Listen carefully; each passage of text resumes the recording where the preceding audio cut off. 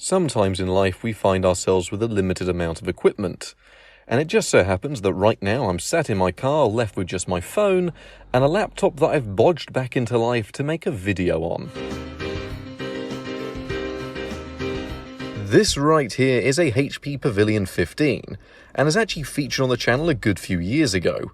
Since then it has actually seen some use, and condition-wise, would you believe that I've actually gone through, stripped it all apart, cleaned it all, and it still looks this rough.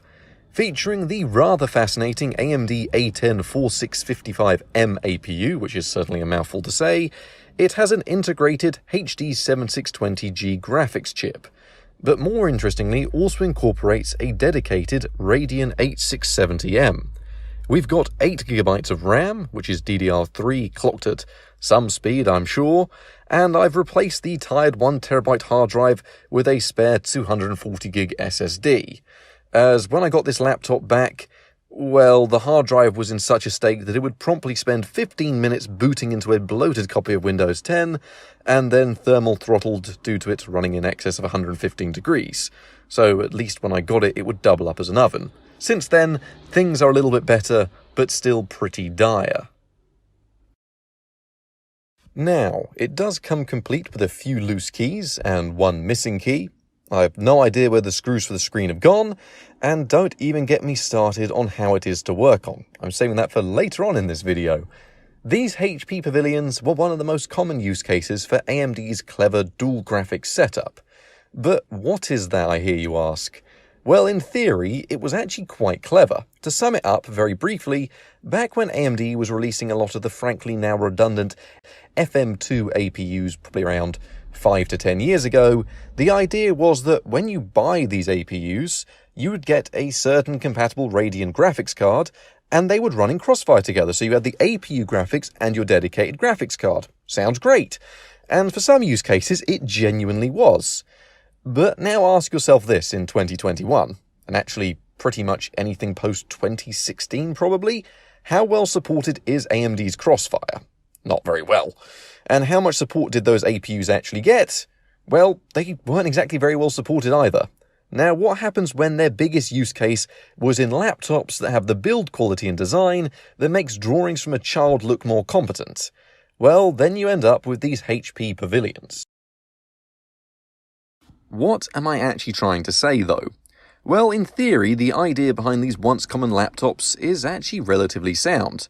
Given that AMD had a rather limited choice of CPUs that were worth using at the time, it comes along to HP, who have managed to bugger it up even more. See, these are rather toasted little units, and from what I can find online, people were having temperature issues with them just 3 years after buying one of these laptops. See, the cooling system on them, well, it's not actually too bad. I've stripped this entire laptop apart. So what's happening? Well, 2 words. Thermal paste. So just change it, right?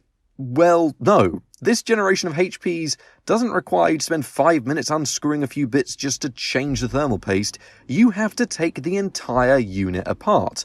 That's right, keyboard up, motherboard flipped over, where you'll be greeted to a minuscule amount of dried up thermal paste. I wish when I did film all of this, frankly I did it a good few weeks ago when I didn't think I'd really be using this laptop much, well, it was an absolute state. And really, I don't want to risk breaking it by taking it apart again, because you have to take a lot apart just to get to the processor. Let's recap this then. Given the meagre amount of thermal paste, flimsy build quality, frankly Apple-tier servicing ease, AMD's lack of any real dual GPU support, or even any real quality driver updates, it's a combination that went from being a best-selling laptop from the era to one that even a guy that built a PC for 25p is telling you to avoid. Still, I will actually give this laptop some credit. Underneath all of this is a quirky, sleek, and genuinely very functional laptop. The AMD A10 and APU are decently powerful. It's just a shame that it's undercut by AMD's even lowest tier Ryzen offerings.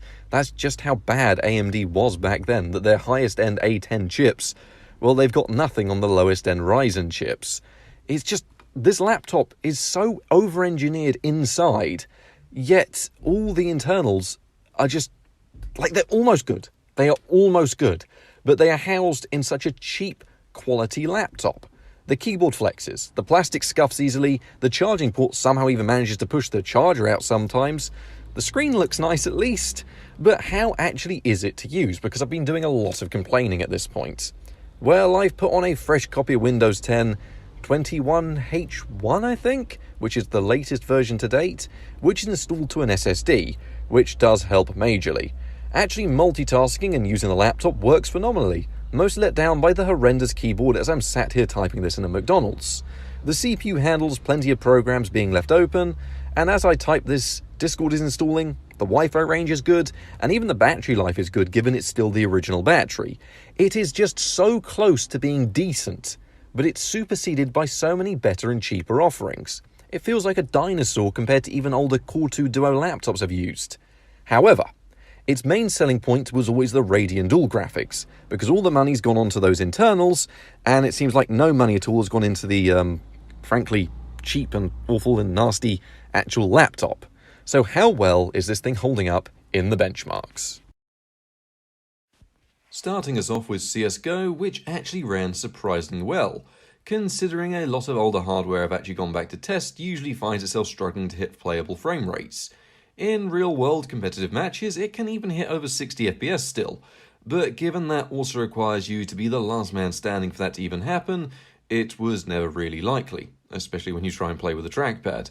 But still, for simpler and smaller game matches, it was off to a good start.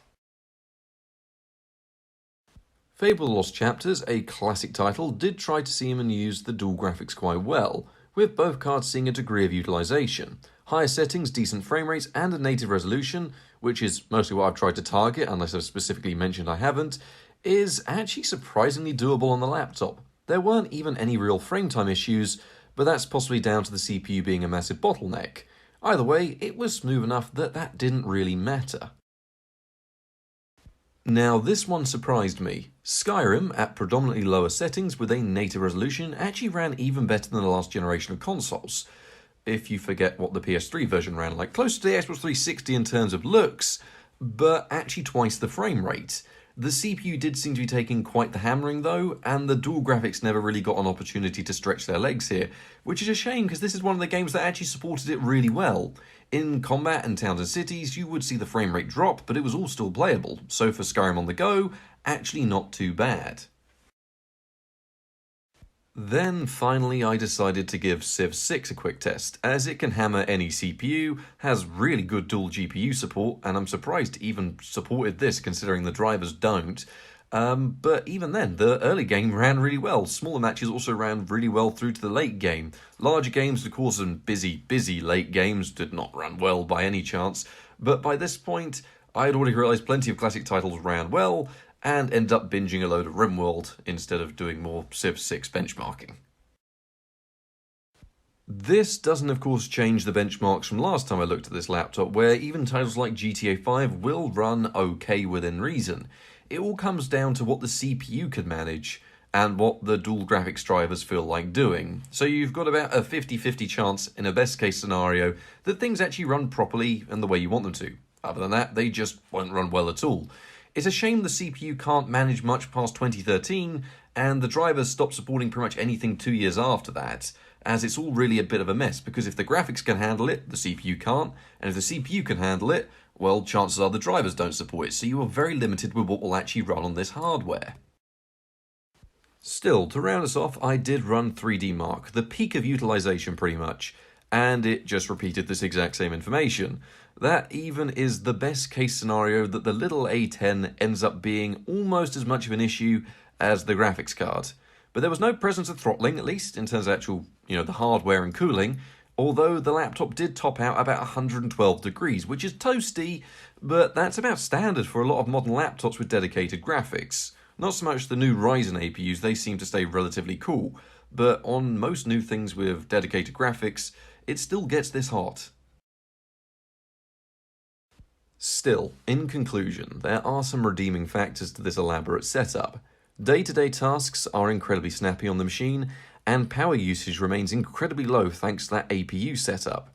Media playback works really well, as long as there's no modern media decoding to be done. H.265 is out of the question.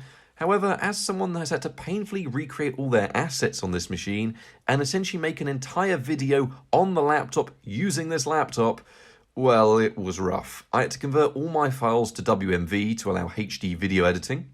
Otherwise, this video was going to be in 480p, which in itself took 2 different conversion processes to actually work. Otherwise, for some reason, the hardware would crash out as it didn't like me converting, I think it was MOV to MP4 to, and then MP4 to WMV. This is how confusing it gets, because the hardware was very strange with certain programs. And I have no idea what I'm going to call this, but I hope you enjoyed AMD and HP's horrible collaboration, the horrible HP. I have no idea. I hope you all enjoyed this mess of a laptop, and good night.